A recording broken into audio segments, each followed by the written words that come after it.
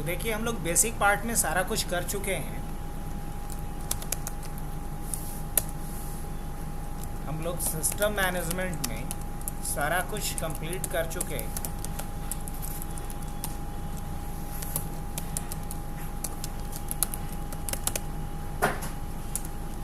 System management में हमने file management कर ही चुके, क्या फाइल मैनेजमेंट कर चुके। सिस्टम मैनेजमेंट में हम लोग डायरेक्टरी मैनेजमेंट कर चुके, है कि नहीं। सिस्टम मैनेजमेंट में हम लोग फाइल मैनेजमेंट कर चुके, डायरेक्टरी मैनेजमेंट कर चुके। इसके अलावा एप्लीकेशन या यूँ कहो पैकेज मैनेजमेंट हम लोग कर चुके, पैकेज मैनेजमेंट कर चुके। यहाँ हम लोग यूज़र मैनेजमेंट कर चुके, यूज़र मैनेजमेंट भी कर चुके हैं।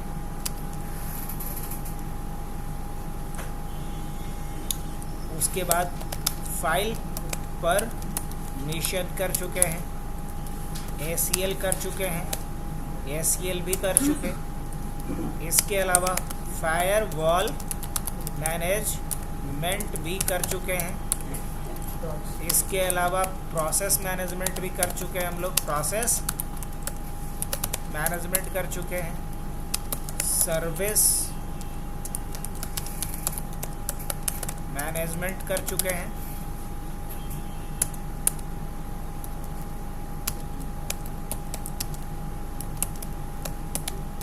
टास्क शेड्यूलिंग भी कर चुके हैं।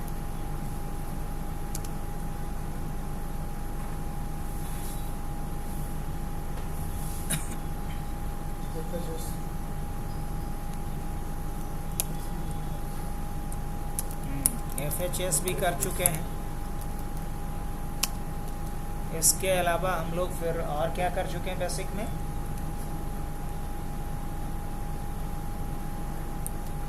टास्क शेड्यूलिंग भी कर चुके हैं। क्या कर चुके हैं, टास्क लिख चुके हैं क्या, अच्छा लिख लिए। हाँ, इसके लिए दो चीज़ों को हमने यूज़ किया था, क्या क्या, cron टैब और ऐड, यही ना। और इसके बाद और क्या किया था, डिस्क मैनेजमेंट। और डिस्क मैनेजमेंट भी दोनों हमने किया, स्टैंडर्ड भी और LVM भी, स्टैंडर्ड भी और LVM भी। डिस्क मैनेजमेंट के बाद अगर आगे की बात करें तो फिर क्या किए थे हम लोग,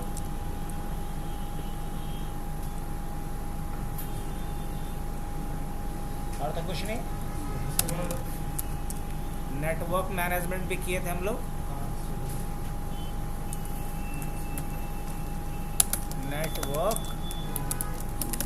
नेटवर्क मैनेजमेंट भी हमने किया था, जिसमें मुख्य रूप से किसको यूज़ किए थे, NM CLI को और if config को।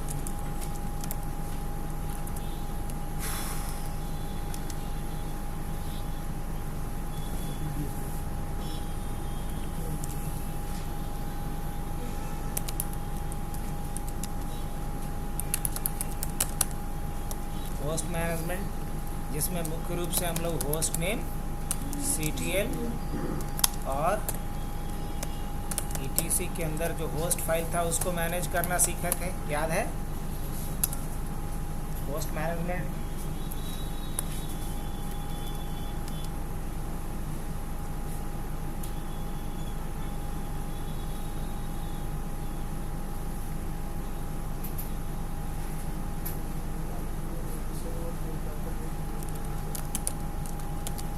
Backup and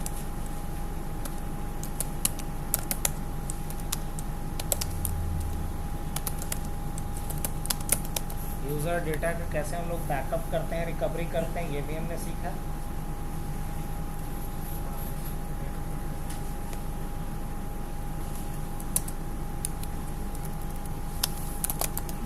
installation, password breaking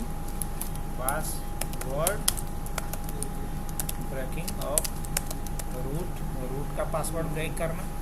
तो ये सारा पार्ट किस में आता है आपका, सिस्टम मैनेजमेंट में। खुद से एक बार देखना है, एनालिसिस करके कि क्या ये सारी चीज़ें हमें याद है प्रैक्टिकली, ये भी हर एक चीज़ के लिए हम रेडी हैं या नहीं। अब इसके आगे बढ़ते हैं हम लोग सर्वर मैनेजमेंट, क्या सर्वर मैनेजमेंट की तरफ। तो सर्वर मैनेजमेंट में क्या कुछ आ जाएगा आपका। तो सर्वर मैनेजमेंट में सबसे पहला चीज़ हम लोगों को आना चाहिए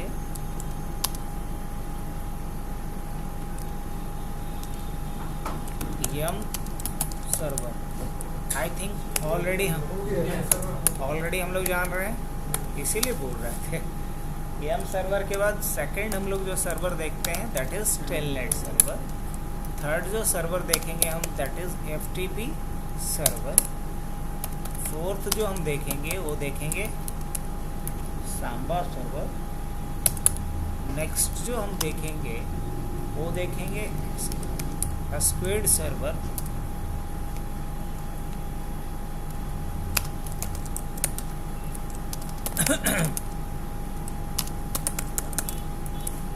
और स्क्विड सर्वर।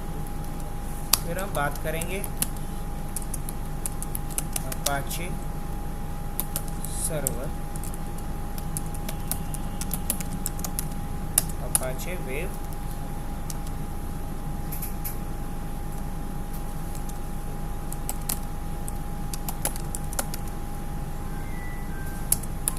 बात करेंगे हम लोग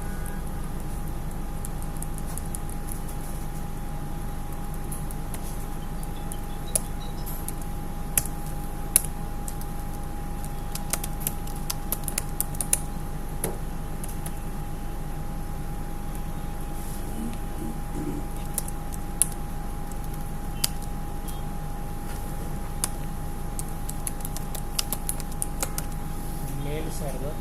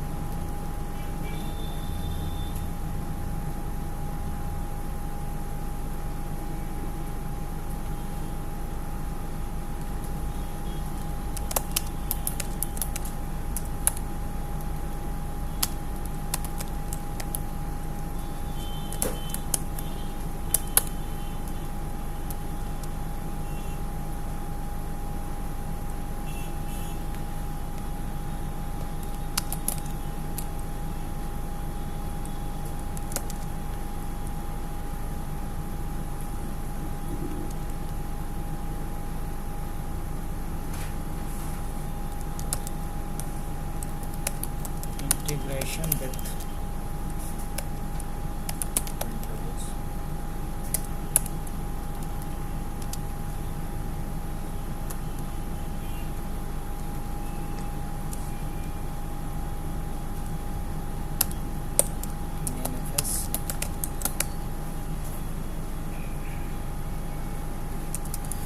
NFS को तो ऊपर ही रखना चाहिए था सांबा से पहले।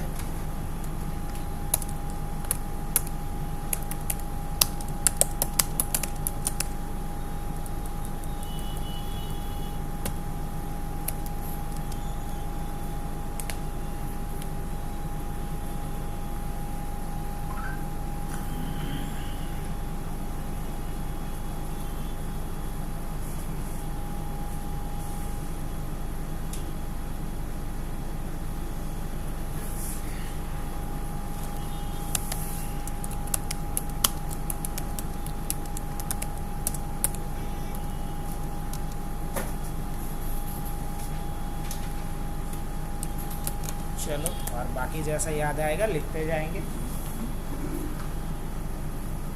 ऐसे भी लगता है 14-15 तो हो ही गया हो। कितना हुआ जी? 17 सर्वर हो गया। अच्छा, शायद एक आध छोटा हो।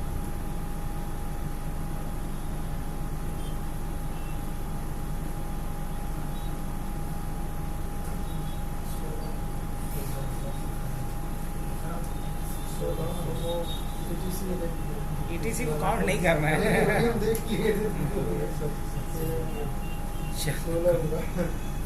कोई नहीं, तो कल कम से कम बताने के लिए आप लोग के पास रहेगा ना पूछने पे कि क्या बताना है। आज तो आप लोग बोल दिए थे कि मेरा स्टॉक अब खत्म हो गया, तो यम तो बताना नहीं है। शुरुआत कहाँ से की जाए? टेलनेट से। एक लाइन में अगर मैं बोलूँ कि टेलनेट क्या है तो क्या बोलेंगे? टेलनेट एक बेसिकली प्रोटोकॉल है, एक सर्विस है जिसका यूज़ किया जाता है रिमोट एडमिनिस्ट्रेशन के लिए। किसके लिए? रिमोट एडमिनिस्ट्रेशन के लिए। Is a service used for remote administration. Telnet is a service used for remote administration.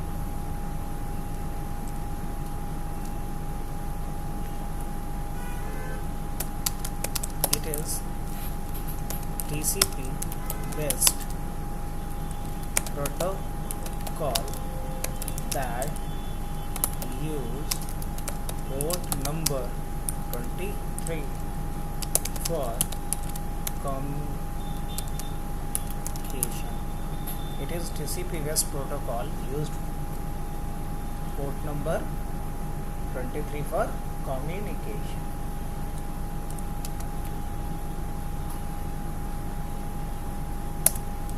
देखो 17 ऐसे हो गया आनंद। SSH सर्वर नहीं ना लिखे थे।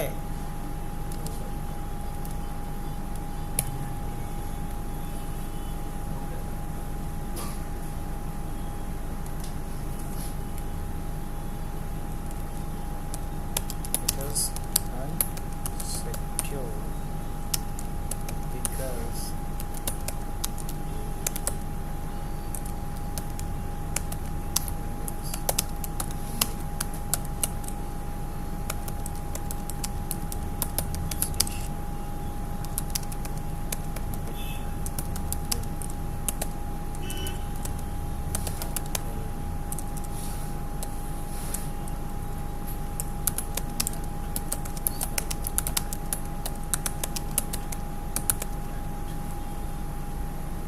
unsecured because there is no encrypted session in between telnet server and telnet client.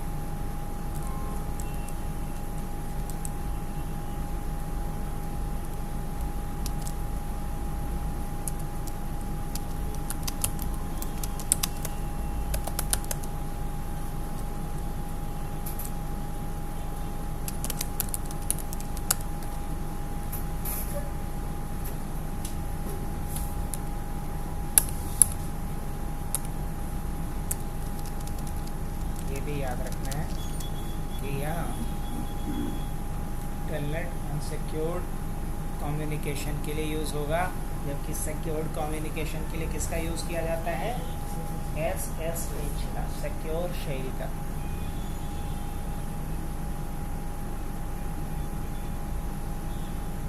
आगे बढ़ें। अब मान लिया जाए कि एक हमारे पास क्या है, सर्वर है। अब उसके लिए तो फ़ोटो मुझे अलग ही ड्रॉ करना पड़ेगा। मैं MS पेंट खोलता हूँ। मान लीजिए कि हमारा एक सर्वर मशीन है।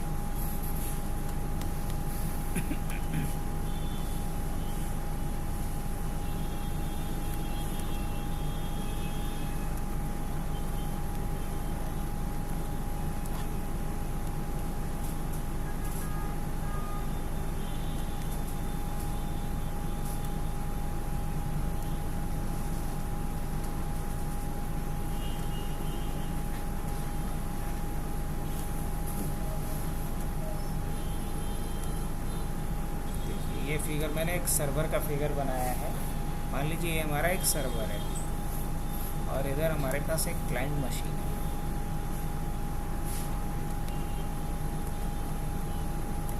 ये मान के चलो आपका क्लाइंट।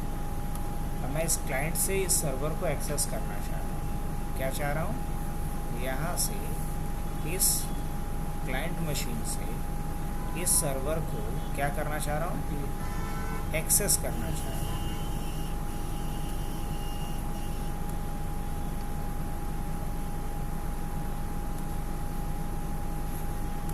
तो इस क्लाइंट मशीन से इस सर्वर को अगर एक्सेस करना चाह रहे हैं तो एक्सेस करने के लिए हमारे पास रिमोट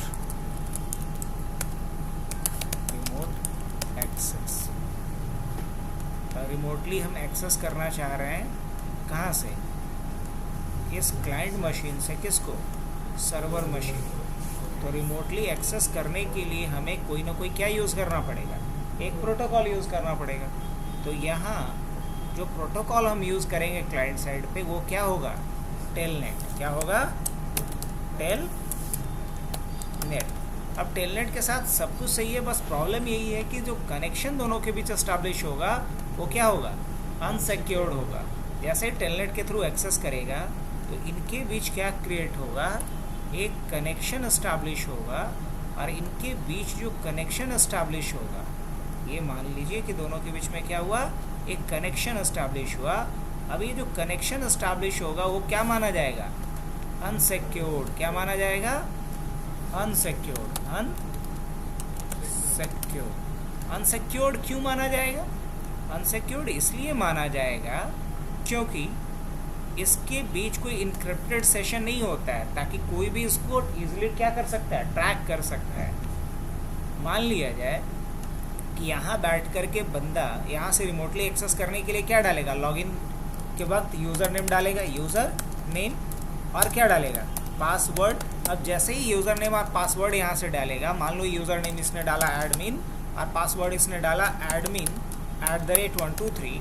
अब ये पासवर्ड हूबहू इसी फॉर्मेट में ट्रैवल करेगा, जो यहाँ पे है ये इसी फॉर्मेट में ट्रैवल करेगा। अब ये डेटा मान लो यहाँ से यहाँ तक ट्रैवल होके जाएगा। बीच में अगर कोई बंदा है जो इस पैकेट को अगर इंटरसेप्ट करता है, बीच से काटता है, निकालता है, तो उसको हूबहू ये यूज़र आईडी पासवर्ड मिल जाएगा कि नहीं मिल जाएगा। तो इसलिए ये अनसिक्योर्ड माना जाता है कि अगर कोई किसी ने मैन इन मिडिल अटैक किया तो उसको ये एग्जैक्ट यूज़र आईडी पासवर्ड मिल जाएगा सर्वर का, और उसके बाद फिर उसके ईमानदारी पे। तो मुझे यहाँ इस केस में क्या करना पड़ेगा, इसको बनाना पड़ेगा टेलनेट सर्वर। इसको क्या बनाना पड़ेगा, इसे बोलेंगे हम टेलनेट सर्वर। और इस एंड पे जो हमारा मशीन होगा क्लाइंट साइड पे, उसको हम क्या बोलेंगे, टेलनेट क्लाइंट। इसको क्या बोलिएगा, ये इसको बोलिएगा टेलनेट क्लाइंट। ये है टेलनेट क्लाइंट और वो क्या है, टेलनेट सर्वर। आगे बढ़े। अब जिसको आप एक्सेस करना चाह रहे हो, अगर इसको एक्सेस करना चाह रहे हैं तो इसको टेलनेट सर्वर बनाना पड़ेगा। जहाँ से एक्सेस करना चाह रहे हो उसको क्लाइंट बनाना होगा। अगर मान लो कि इसे एक्सेस करना होगा, इन दैट केस इसको क्या बनाना पड़ेगा, इसको क्या बनाना पड़ेगा, टेलनेट क्लाइंट। याद रखिएगा इस बात।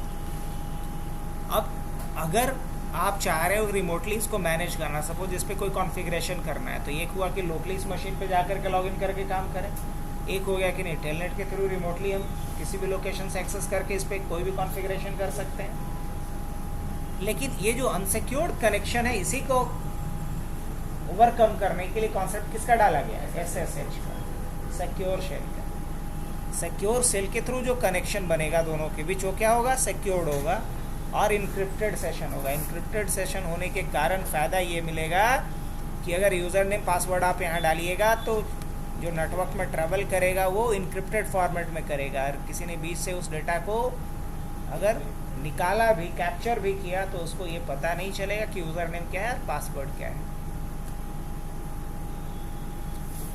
अब क्या क्या स्टेप होगा, मैं स्टेप की अगर मैं बात करूँ तो यहाँ स्टेप, चलो ऐसे भी इसको ओवर कर देते हैं, कोई तो किया नहीं, और वही मीटिंग नहीं भेजेंगे तो बोलेगा कि आज नहीं किया। सबसे पहला काम, क्या क्या स्टेप सर्वर साइड पे आपको फॉलो करना है और क्या क्लाइंट साइड पे, वो भी मैं लिख देता हूँ। क्या अच्छा रहेगा ना, सर्वर साइड पे क्या स्टेप फॉलो करना है और क्लाइंट साइड पे क्या क्या स्टेप फॉलो करना है, वो मैं लिख रहा हूँ, ध्यान से देखना है। सर्वर साइड पे सबसे पहले आपको क्या करना है, आईपी कॉन्फ़िगर करना है ना। Configure IP address. अब जो भी आईपी आपको लगता है वो डाल दीजिए। 192.168 मान लीजिए 0.254 देना है, जो भी दे दीजिए आप आईपी, लेकिन कॉन्फ़िगर कीजिए, पहला स्टेप। दूसरा स्टेप क्या है, update ETC, update ETC host file. मतलब इस फाइल में जाकर के आप एंट्री कीजिए नेटवर्क में जितने मशीन हैं उन सब की। हाँ, नहीं, क्लाइंट वाले का, सर्वर दोनों का। हाँ, बताना है कि आपके नेटवर्क में कौन कौन सा मशीन है, उसका क्या कंप्यूटर नेम है और क्या आईपी। नंबर 2। नंबर 3 क्या करना है, अपडेट कर दिए। नंबर 3 पे इधर डिसेबल फायरवॉल या अलाउ टेलनेट थ्रू, दोनों चीज़ आता है आप लोगों को। अब पहले जैसा 11 की तरह नहीं, फायरवॉल के ऊपर से आप टेलनेट को इनेबल कर दीजिए।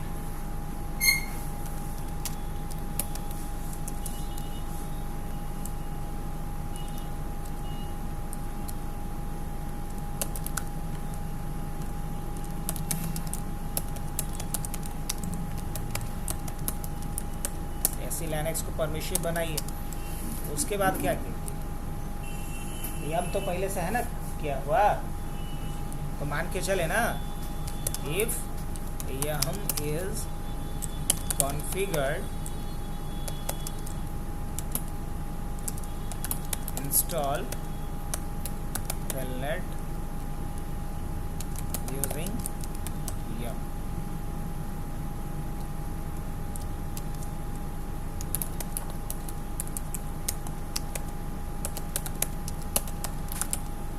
अगर है तो आप इस कमांड की मदद से क्या कीजिए, इंस्टॉल कीजिए। 5 नंबर पे ये करना है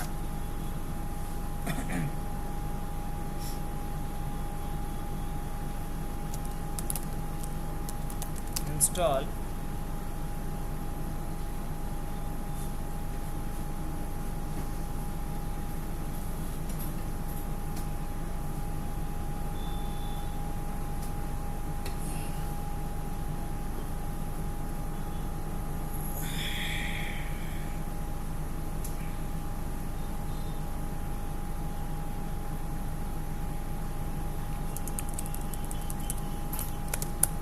उसके बाद क्या करना है,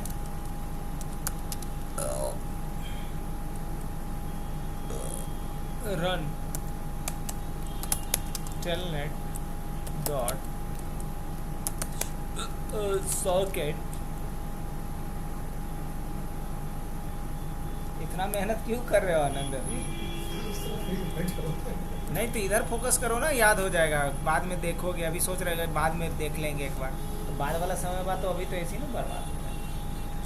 run telnet dot socket service using system CTL command, इसको रन कर लेना है।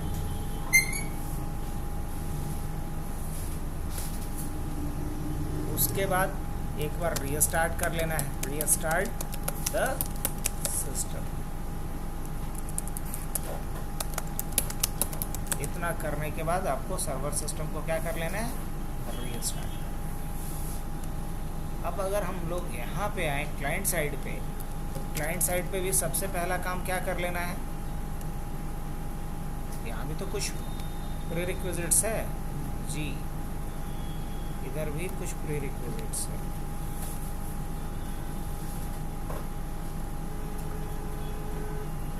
सबसे पहला चीज़ यहाँ भी आपको क्या करना है, कॉन्फ़िगर IP एड्रेस। अब जो भी IP एड्रेस है, लाइक क्या है, 192.168. कितना 0.1/24 पहला चीज़। दूसरा क्या करना है, अपडेट, यहाँ भी अपडेट करना पड़ेगा किसको, फर्स्ट फाइल को। तीसरा यहाँ भी क्या करना है, इधर डिसेबल द फायरवॉल और अलाउ, वहाँ ऑल हो गया है, यहाँ अलाउ लिखना था। ओहो,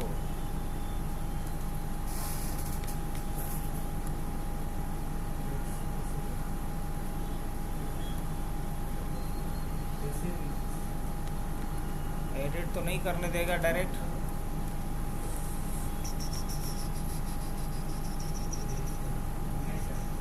हाँ नहीं ना,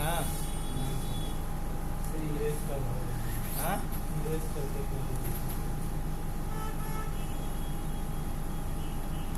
अच्छा छोड़िए, उतना समझ जाएगा।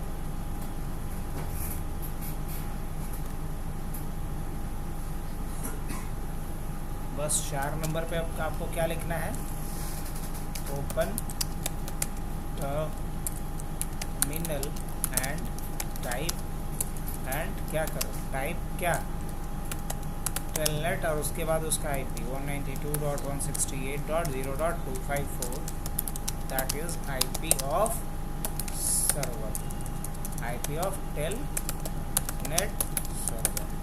टेलनेट सर्वर का आपको आईपी डाल देना है यहाँ पे। ये 4 नंबर की बात है।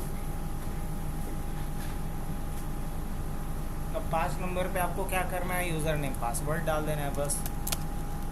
Type user and password to log in over the server using telnet. बस ये 5 स्टेप आपको फॉलो कर देना है, कहाँ पे, क्लाइंट साइड।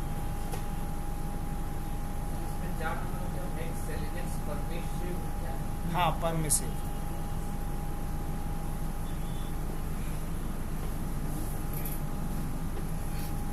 चलिए इसका इम्प्लीमेंटेशन देखा जाए।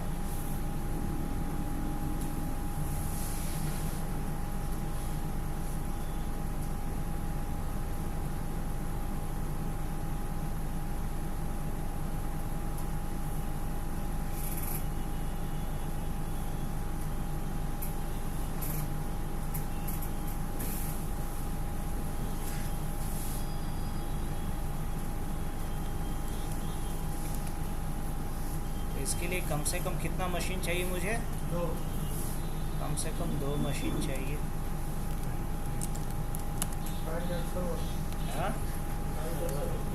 क्लाइंट और सर्वर, बिल्कुल सही।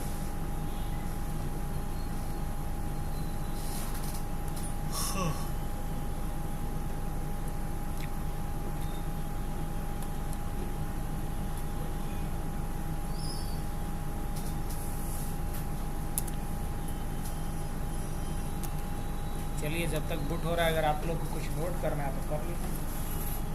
हो गया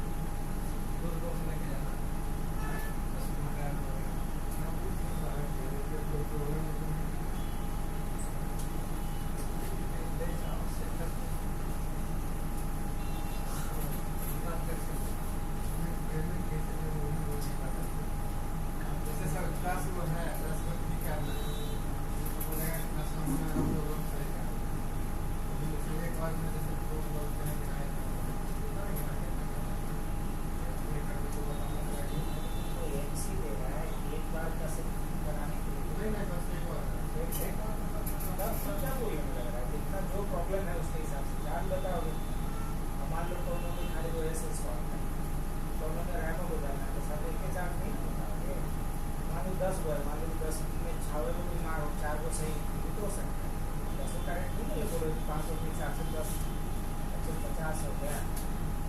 तो यहाँ कोई ऐसा चुकौआ जैसा नहीं है, बस ये बोलना है इतना प्रॉब्लम हो रहा है जो लगेगा, जो सर्विस प्लस तो पहले डिवाइस वाली ना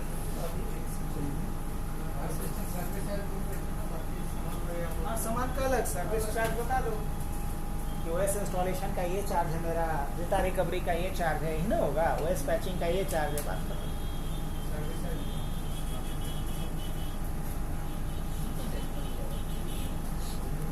ऐसे अब राशिद खान को मौका मिल गया है पार्टी का, देख रहे हो नया टेंडर मिल रहा है।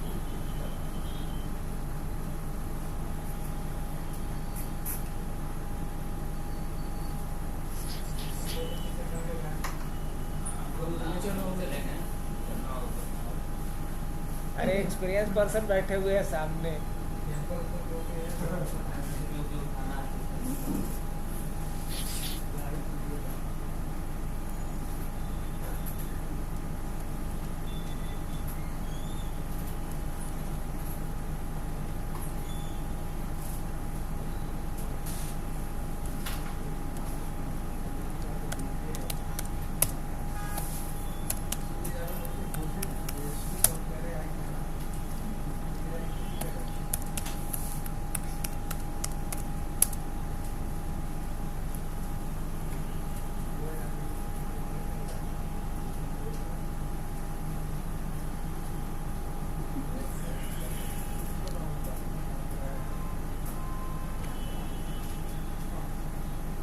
चलिए मान लिया जाए किसी का नाम बदल करके कर देते हैं सर्वर और उसका नाम बदल करके कर देते हैं क्लाइंट।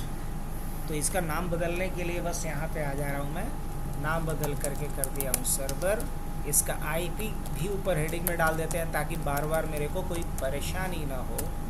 /24 ये मैंने डाल दिया, गलत लिख दिया क्या कुछ?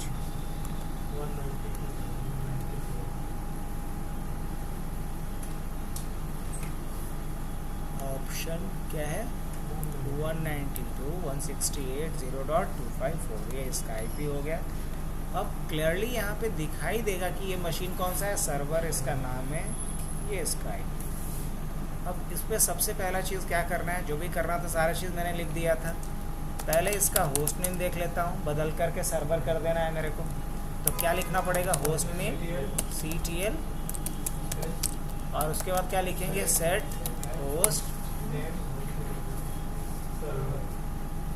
होस्ट नेम, और यहाँ पे क्या लिखना है, सर्वर।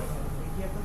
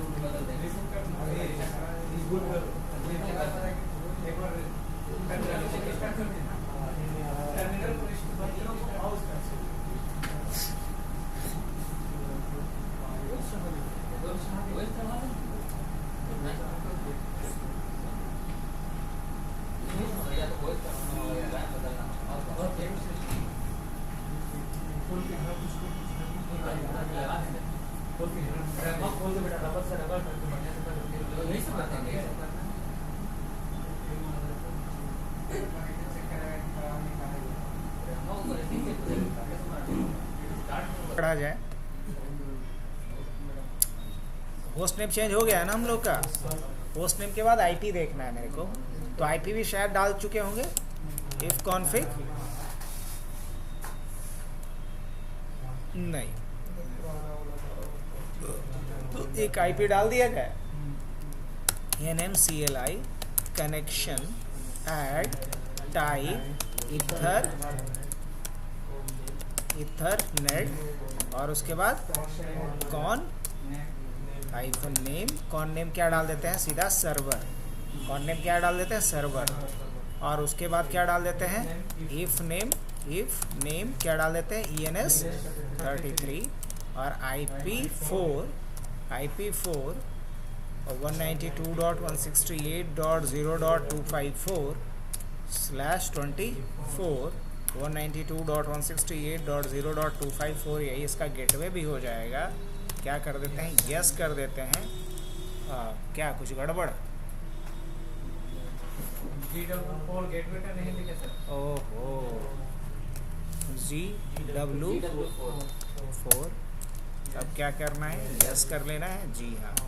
अब उसके बाद NMCLI कनेक्शन ऑफ कीजिए और नाम क्या है कनेक्शन का।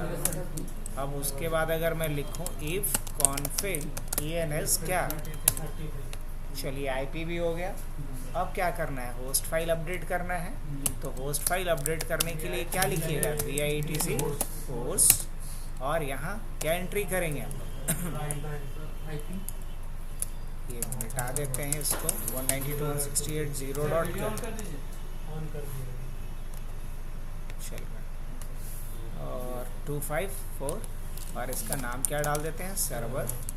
और दूसरा जो मशीन हमारा है 0. क्या है 0.1, इसको हम डाल देते हैं क्लाइंट 1, है ना। और एक और क्लाइंट हम मान के चलेंगे अभी, हालांकि है नहीं मेरे पास, जिसका नाम रखते हैं हम लोग क्लाइंट 2। करेक्ट। तो ये होस्ट फाइल एंट्री भी हो गई। अब होस्ट फाइल एंट्री करने के बाद एक बार नेटवर्क सर्विस को रीस्टार्ट कर लेना चाहिए, सिस्टम CTL रीस्टार्ट नेटवर्क। लेकिन जब नेटवर्क सर्विस को आप रीस्टार्ट करोगे तो आपका जो नेटवर्क प्रोफाइल अभी एक्टिव है वो चेंज हो जाएगा, तो घबराना नहीं, फिर से उसको अप कर लेना है। अब अगर हम देखें इफ़ कॉन्फिग ENS 33 तो IP माइट भी बदल गया होगा, बदल गया है तो परेशान नहीं होना है। मैं पहले ही बोल दिया था कि आपका जो एक्टिव नेटवर्क प्रोफाइल है वो चेंज हो गया होगा। तो क्या करना है, NMCLI कनेक्शन अप और क्या सर्वर। अब दोबारा अगर हम आकर के वही देखें तो अब हमारे हिसाब से IP है, बात ख़त्म। यही तो चाहिए था 0.254 सो है। तो क्या क्या हो गया, होस्ट फाइल सेट कर दिए, IP सेट कर दिए, और ये क्या बोलते हैं होस्ट फाइल अपडेट कर दिए। अब मुझे फायरवॉल से या तो टेलनेट को अलाउ कर दो, चलो वही करेंगे। पहले देख लेते हैं फायरवॉल का स्टेटस, सिस्टम CTL स्टेटस, और क्या लिखेंगे फायरवॉल D। चलो रनिंग है, नॉट बैड। अब इसके बाद हम लोग दोबारा क्या देखते हैं, सिस्टम CTL, और उसके बाद फायरवॉल को स्टॉप करना है या फिर अलाउ करें, क्या करें। System CTL stop firewall D, और उसके बाद करते हैं सेट इन फोर्स 0। अब दो चीज़ें होंगी। अब क्या करना है, यहाँ इंस्टॉल करना है मुझे, तो यम है पहले से काम कर रहा है। यम रेपो लिस्ट देख लेते हैं, अरे वाह ये अब तो काम कर रहा है, वेरी गुड। तो क्या लिखेंगे हम यहाँ पे, यम इंस्टॉल टेलनेट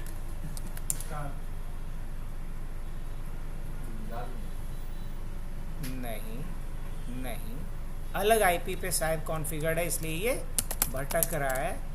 तो CD स्पेस क्या कर ले, क्या था ETC के अंदर yum.repos.d, और यहाँ आकर के हम क्या करेंगे vi server.repo। यस, कैसे पता चल गया था, क्योंकि वहाँ IP बता रहा था कि कुछ और है 0.254 पब RHEL7। चलो बाकी सब सही है, WQ से सेव करो, और उसके बाद system CTL restart VSFTP D, इसको रीस्टार्ट कर दो। अब दोबारा अगर हम लिखते हैं कहीं से भी यम इंस्टॉल टेलनेट, क्या कह रहा है, टेलनेट ऑलरेडी इंस्टॉल्ड है, क्या कह रहा है। अब अगर चेक करना होगा तो एक और इंस्टॉल कर लेते हैं, यम इंस्टॉल XINETD XINET, हाँ XINET XINET हाँ है।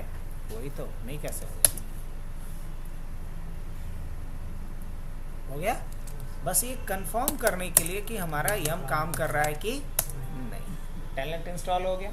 अब टेलनेट सर्विस को हमें रन करना है, तो क्या लिखना पड़ेगा?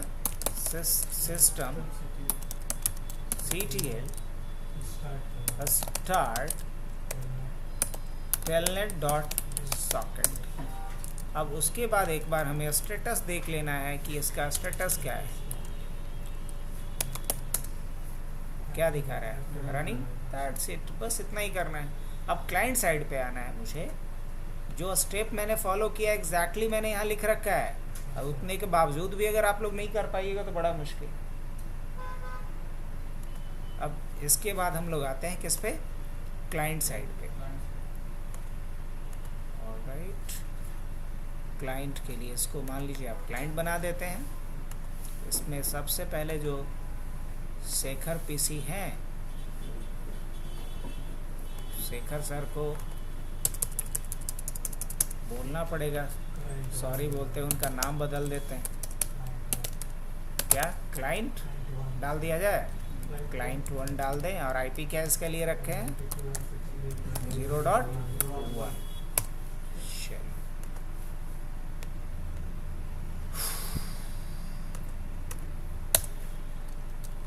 abc@123। इसमें सबसे पहला काम क्या करना है मेरे को? होस्ट नेम बदलना है।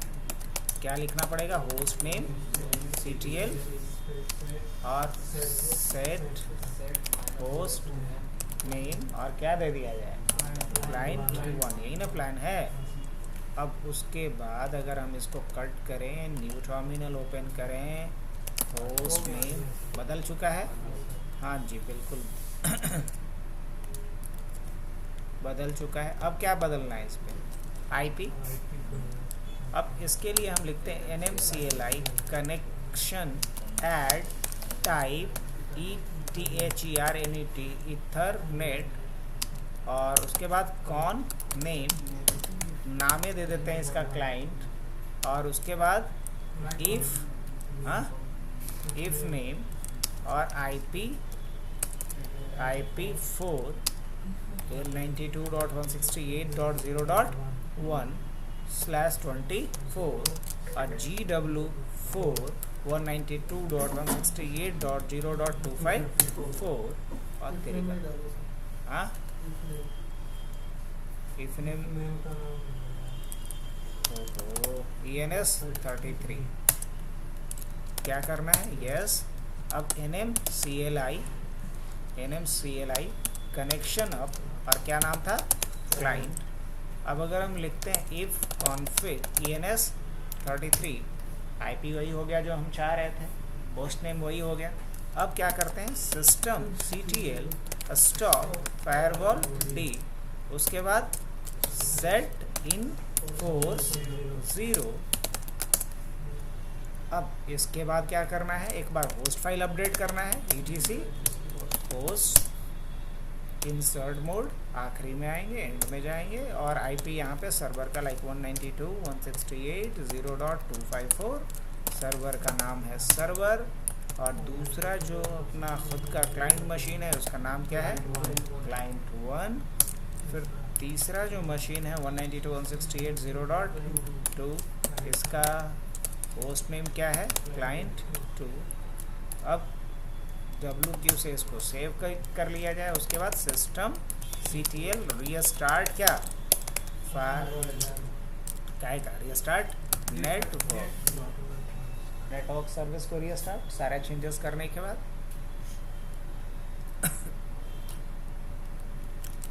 अब उसके बाद nmcli connection up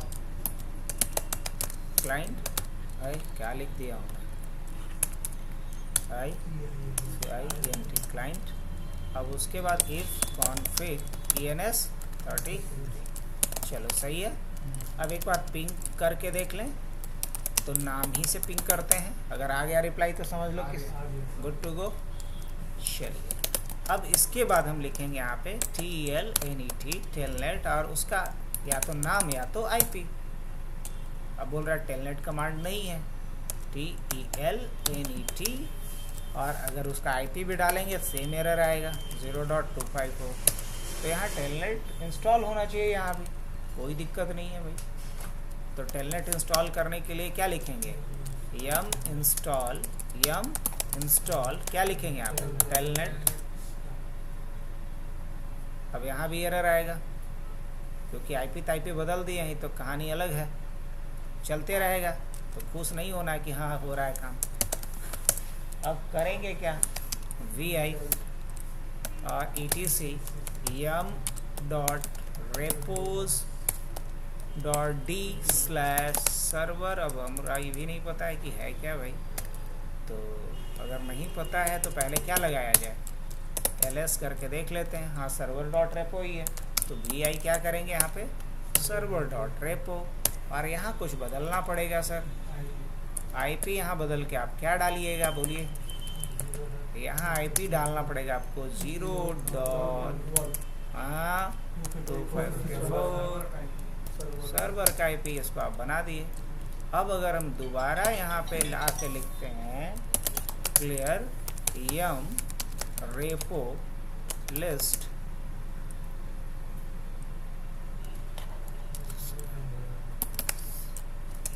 system CTL restart VSFTP NMCLI connection of client। अब लिखते हैं यम इंस्टॉल क्या, TELNET टेलनेट, यम इंस्टॉल टेलनेट। अब एक बार मशीन को इसको क्या करना पड़ेगा, रिबूट करना ही पड़ेगा। रिबूट कीजिए और एक बार देखिए, एक पॉज कर दीजिए।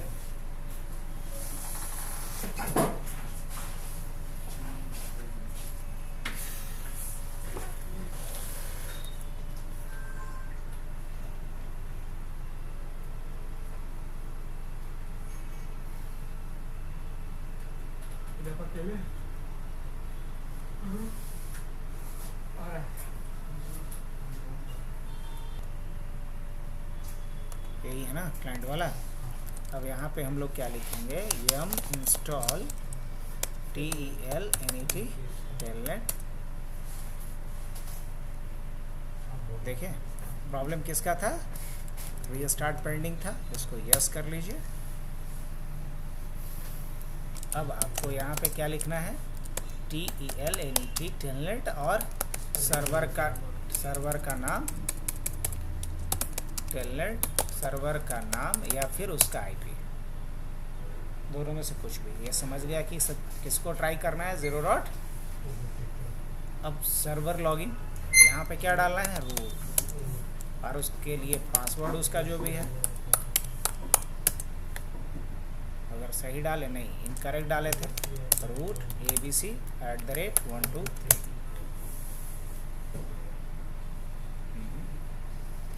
क्या है भाई, हाँ ये तो इस पे ना, उस वाले पे,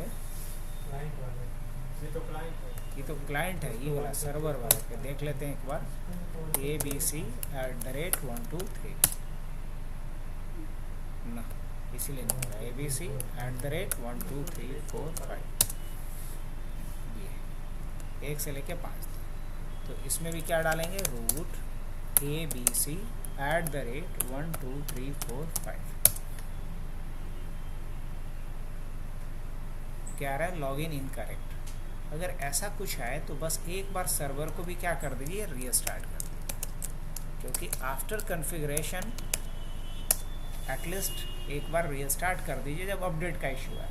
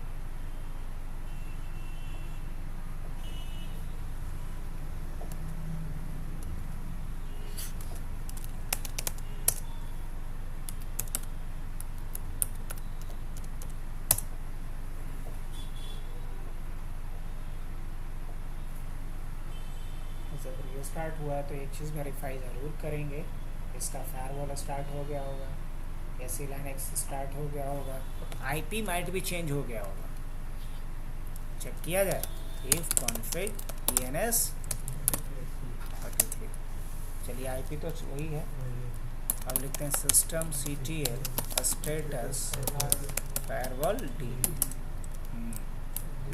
बस इसको क्या कर लें, सेट ENS हो गया। और उसके बाद सिस्टम CTL स्टेटस क्या, ना ना ना टेलनेट डॉट सॉकेट, क्या है, डेड है ना, तो क्या लिखेंगे,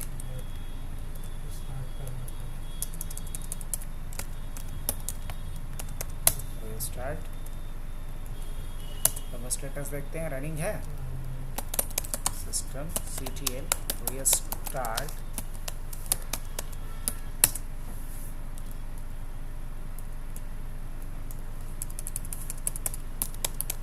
स्टेटस, ZNetD भी रनिंग है।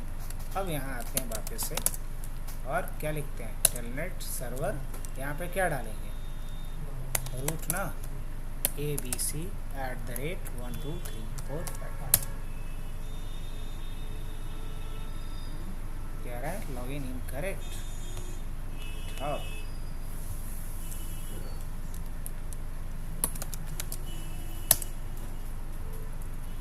सिस्टम सर्विसेज में आ जाता हूँ और सिस्टम सर्विसेज में यहाँ पे आकर के देखिए कि कहीं टेलनेट है जो अलाउड है।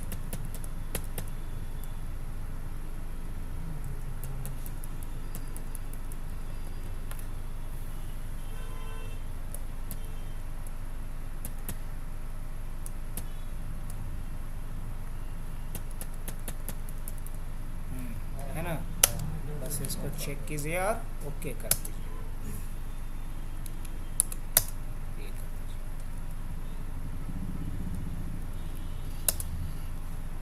अब दोबारा आते हैं हम लोग किसके ऊपर, क्लाइंट मशीन के ऊपर, और क्लियर क्या है, रूट ABC@12345। क्या ध्यान है, अभी के लिए यहाँ पे क्या करता हूँ मैं, system CTL status firewall D बंद है ना। एक बार पासवर्ड मैं ब्रेक कर देता हूँ, पास WD एंटर ABC@123 ABC@123 हो गया। अब दोबारा यहाँ से हम लोग आते हैं, रूट ABC@123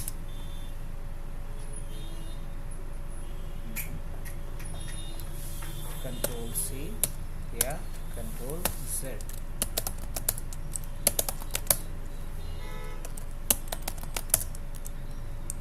TELNET टेलनेट, पहले पिंग करके देख लेता हूँ, पिंग 192.168.0.0.254 है सर्वर। चलिए बढ़िया। अब लिखते हैं टेलनेट 192.168.0.254 सही है। रूट यूज़र से करना है ABC@123, कोई सेंस नहीं बनता है भाई।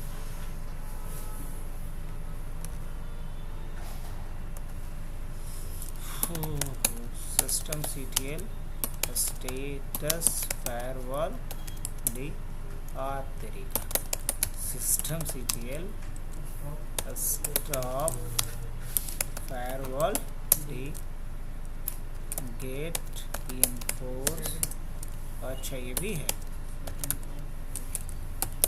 reinforce 0, IP तो वही है कम से कम।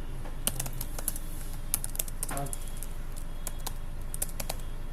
Telnet server root abc@123।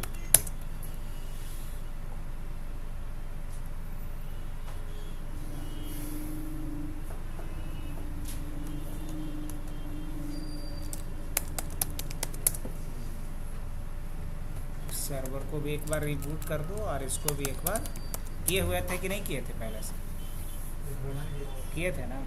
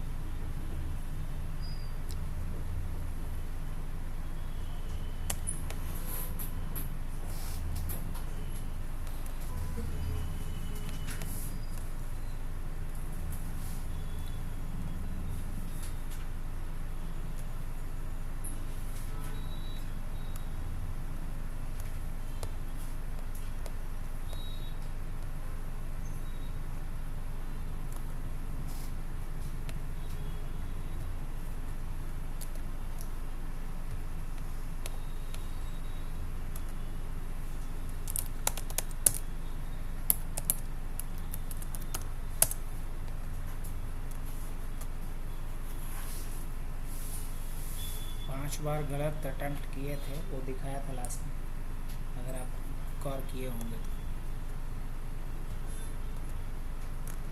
आइए एक एक चीज़ को पहले देखना है अप टू द मार्क है या नहीं।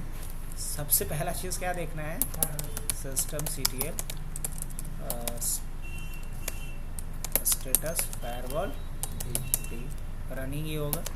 System CTL stop firewall d, उसके बाद सेट इन फोर्स 0, उसके बाद VIETC पोस्ट, ये देखना भी बहुत ज़रूरी है।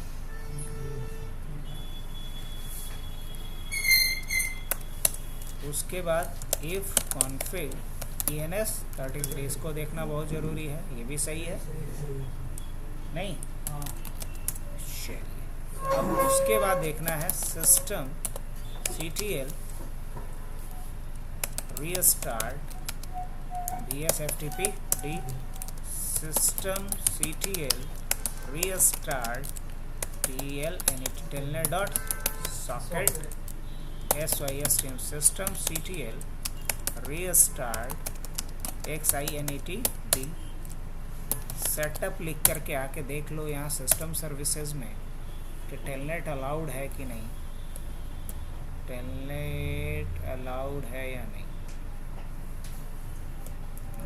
कहीं दिखा था अभी, ऑलरेडी अलाउड है, अलाउड है ना। कैंसिल वेट, चलो ये भी हो गया। तो हर तरीके से वेरीफाई हो गया। अब मेरे को क्या करना क्या है, इस पर कहानी देखनी है थोड़ी। Root abc@123।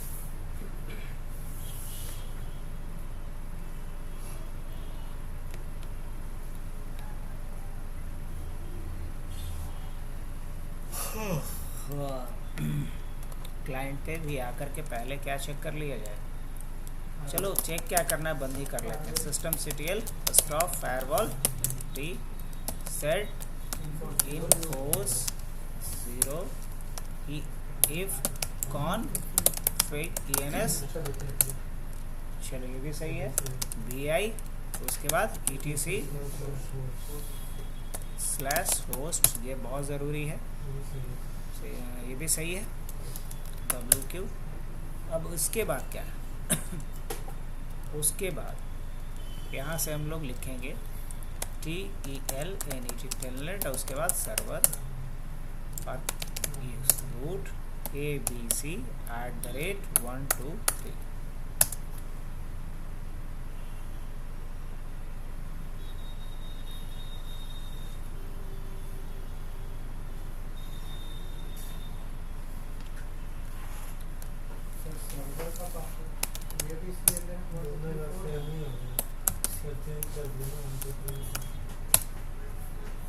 अच्छा, यहाँ कोई यूज़र भी बनाया है क्या? एक मिनट रुक जा भाई, यहाँ कोई सर्वर पे यूज़र भी है क्या? BI ETC का है तो होम ना? ओहो, LS/home। बस यूज़रों क्या काले पड़ल है, एगो यूज़र है सर।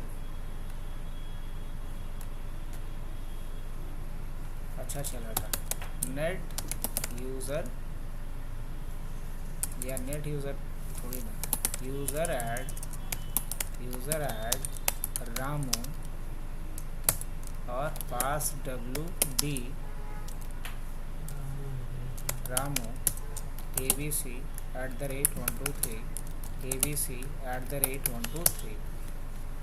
अब आ जाते हैं यहाँ पे क्लाइंट साइड पे। दोबारा अगर कनेक्ट करना है, हम यहाँ रामू का क्रेडेंशियल यूज़ करते हैं। यस हाँ, अभी भी नहीं ले रहा था क्या? वो भूतकाल की बात नहीं है, अभी भी वर्तमान ही काल में है, इसलिए नहीं ले रहा है, सिक्योरिटी रीजंस। सबको सही किए हुए हैं, सिक्योरिटी रीज़न से रूट से लॉगिन नहीं करने दे रहा है, तो उसका उपाय बताते हैं। अभी यहाँ जैसे रामू नाम का एक नया यूज़र बनाया, लॉगिन कर गया, किस पे लॉगिन है? आप होस्ट नेम देख लो, समझ में आ जाएगा। सर्वर पे, किस पे है? सर्वर पे। अब अगर मैं यहाँ से कोई भी काम करूँ तो दिखाई देगा कि नहीं? यहाँ पे आप सारा कुछ मैनेज कहाँ से कर रहे हैं? यहाँ से इसको मैनेज कर सकते हैं। जैसे हाफ ऑफ स्क्रीन में इसको रख लो, हाफ ऑफ, अरे देवा, हाफ ऑफ स्क्रीन में इसको, हाफ ऑफ स्क्रीन में इसको रख लेते हैं। अभी हम किसके अंदर हैं? इवन यहाँ पे एक काम करते हैं हम लोग, होम के अंदर आ जाते हैं। आ गए? खुल जा भाई। ये किसका होम है? सर्वर का। यहाँ यूज़र जो बनाए थे रामू, वो भी दिख रहा है क्या? नहीं ना दिख रहा है। ओपन टर्मिनल LS/ क्या डालेंगे यहाँ पे? होम।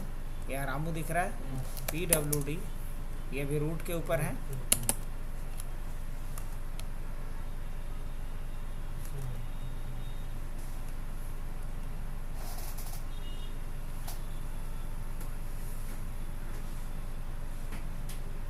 कंप्यूटर कहाँ जाना है मेरे को?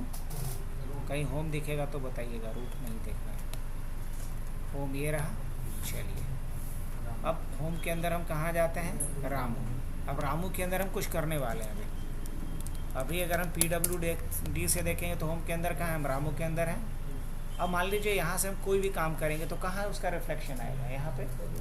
और मान लीजिए हम लिखते हैं यहाँ पे टच, अब बनाते हैं ABC, तो यहाँ एक फाइल बना। सर परमिशन नहीं देना तो फाइल को देना पड़ेगा। अब यहाँ पे आते हैं हम लोग, इसके अंदर कुछ बनाना चाह रहे हैं, CD डबल डॉट। अब आ गए होम के ऊपर और हम लिखते हैं MKDIR रिपोर्ट्स। अब क्या कह रहे हैं? आपके पास परमिशन नहीं है इसके ऊपर, क्योंकि आप यूज़र से एक्सेस किए हैं टेलनेट के थ्रू। अगर वही रूट से एक्सेस करते तो आप पूरा तहस नहस कर सकते थे। तो सिक्योरिटी रीज़न से रूट से लॉगिन ही नहीं करने दे रहा है। आप सही डाल रहे हैं, इवन की आप एग्जिट कर जाओ, connection closed by foreign host, ऐसा आ रहा है। चलिए बढ़िया।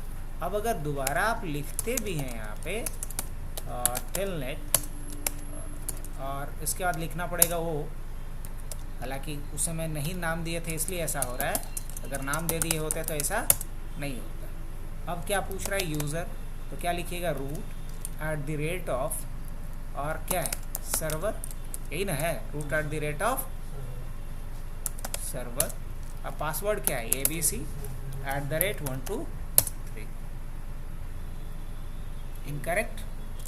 अब वापिस लिख रहे हैं रूट ABC@123, फिर भी क्या आएगा? Login incorrect. रीज़न ये है कि रूट को अलाउ बाय डिफ़ॉल्ट नहीं किया गया ड्यू टू सिक्योरिटी रीज़न। अब अलाउ करना अगर हो तो क्या करेंगे? अलाउ करना होगा तो क्या करेंगे? तो इसके लिए काम करना पड़ेगा। क्या काम करना पड़ेगा भाई? तो वो टर्मिनल ओपन कीजिए, यहाँ पे लिखिए VIETCSECURETTY सिक्योरिटी। स्पेलिंग थोड़ा अटपटा सा है, लेकिन हम क्या करें, जो है वही लिखेंगे। और यहाँ आखिरी में जाइए और यहाँ लिख दीजिए VTY/0 VTY/1। जितने जगह से रूट से लॉगिन करना है उतनी बार आपको अलाउ करना पड़ेगा। 2 ही करते हैं। WQ क्या लिखे थे हम, थोड़ा जल्दी में कर गया ना। क्या लिखे? VIETC सिक्योरिटी का स्पेलिंग थोड़ा अलग है, आप ध्यान से देख लें। इसके बाद इस फाइल में जाएं, आखिरी में आए, इंसर्ट मोड में जाएं। ये सारी चीज़ें तो ऑलरेडी बता दी हुए हैं। बस क्या लिखना है? VTY नहीं लिखना है, माई बैड, इसको सुधार लेना है। हमें लिखना है यहाँ पे PTS। क्या लिखना है? PTS/0। और क्या लिखना है? PTS/1। PTS/0 PTS/1। PTS मतलब होता है सूडो टर्मिनल। क्या होता है? Pseudo terminal. और WQ से सेव कर लेना है। That's it. वंस अगेन आप फिर से ट्राई करो। किससे लॉगिन करने का? क्लाइंट साइड से। यही ना क्लाइंट था। क्लाइंट साइड पे आते हैं, क्लियर करते हैं, वापस से कनेक्ट करने जाते हैं। अरे रुक जा भाई, टेलनेट क्या सर्वर, क्या डालेंगे? रूट, क्या डालेंगे? ABC@12। क्या बात है, हो गया। यही चाहिए। वहाँ पे डाले हाँ, अलाउ बाय डिफॉल्ट रूट को नहीं रहता है, बाकी सारे यूज़र को रहता है, बिकॉज ऑफ सिक्योरिटी रीज़न। क्योंकि अगर आप रूट प्रिविलेज दे दीजिएगा रिमोट लॉगिन के लिए, तो समझ रहे हैं, तो आपके सिस्टम का ओनर बन गया ना, कुछ भी कर सकता है। और आपको पता भी तब चलेगा जब वो कुछ कर चुका होगा। लेकिन अगर आप इतना ट्रस्ट करते हैं सामने वाले पे, तो टेलनेट पे रूट लॉगिन अगर अलाउ करना है, then open this file and go to the last line और एंटर PTS/0 PTS/1। अब कितनी बार एंटर करना है? तो जितने टर्मिनल से अलाउ करना है रूट यूज़र को लॉगिन करने के लिए। अगर एक ही से अलाउ करना है तो PTS/0, 2 से करना है तो PTS/1। आई थिंक समझ में आया अच्छे से। बहुत हम लोग 0 लेवल से देखें। हाँ, थोड़ा टाइम लगा किस वाले में? रूट से लॉगिन नहीं कर रहा था उस वाले में। तो रूट से लॉगिन वाले में वही चीज़ था कि सिक्योरिटी रीज़न से। तो अच्छा हुआ, कम से कम इसी बहाने समझे। नॉर्मल यूजर्स के लिए कुछ नहीं करना, रूट के लिए अलग से अलाउ करना है।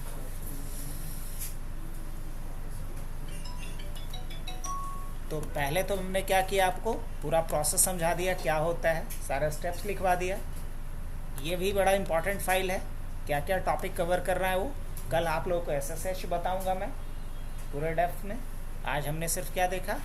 Telnet server. चलिए इसको भी सेव कर दें।